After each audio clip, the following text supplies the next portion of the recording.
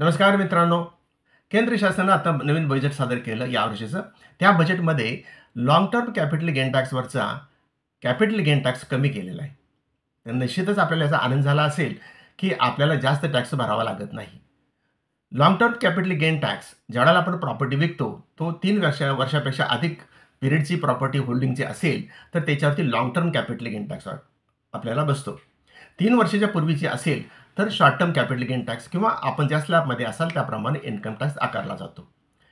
हा जो long term capital gain tax त्यांनी जो कमी केलेला आहे 12.5%, तो आपल्याला खरेदीची प्राईस आणि विक्रीची प्राईस याच्यातला जो रक्कम आहे, ज्याला आपण नफा म्हणतो, ग्रॉस प्रॉफिट म्हणतो, त्याच्यावरती स्ट्रेट वे 12.5% आपल्याला आकारला गेलेला आहे.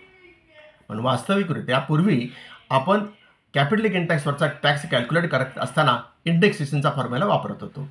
इंडेक्सेशनच्या फॉर्म्युलामध्ये ज्या तारखेला प्रॉपर्टी खरेदी केली त्या तारखेचा कन्झ्युमर इन्फ्लेशन इंडेक्स आणि ज्या तारखेला प्रॉपर्टी विकली त्या वेळेचा कन्झ्युमर इन्फ्लेशन इंडेक्स CII ह्या दोन्ही विचारात घेत होतो.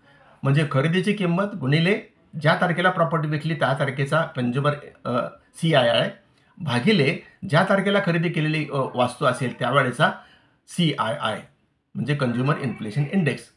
हा काढून एक जी फिगर येत होती, ती फिगर आपल्या विक्रीच्या किमतीतनं मायनस करून नेट प्रॉफिट आपण काढत होतो आणि त्याच्यावरती 20% आपल्याला टॅक्सचा बेनिफिट आपल्याला मिळत होता. आता या नवीन याच्यामध्ये स्लॅब रेट दिलेला आहे, त्यामुळे 12.5%च फक्त टॅक्स बसतो असा नाही, तर आपला जो ग्रॉस प्रॉफिट आहे, खरेदीची किंमत आणि विक्रीची किंमत याच्यातला निव्वळ जो ग्रॉस प्रॉफिट आहे त्याच्यावरती 12.5% स्ट्रेट वे बसणार आहे. तर मित्रांनो, याच्यावरती आपण फॉर्म्युलाचा वापर कॅल्क्युलेशन करा आणि निश्चितच आपल्याला असं जाणवलं असेल, तर आपल्याला जो काय इन्फ्लेशनमुळे जो फुगवटा झाला याच्यामध्ये विक्रीच्या किमतीमध्ये, तो फुगवटा काढला असता तर रिअल नफा मिळाला असता आणि त्याच्यावरती टॅक्स बसला असता तर ते वास्तविक दृष्टिकोनातून योग्य होतं.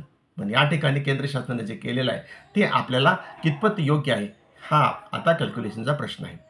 यासाठी मी माझा याच्यापूर्वीचा जो व्हिडिओ आहे त्याची लिंक सोबत देईन, त्याचाही आपण वापर करा आणि आपण विक्री करत असताना, प्रॉपर्टी विक्री करत असताना आपल्याला कुठलं बेनिफिशियल आहे हे आपणच तपासून पहा.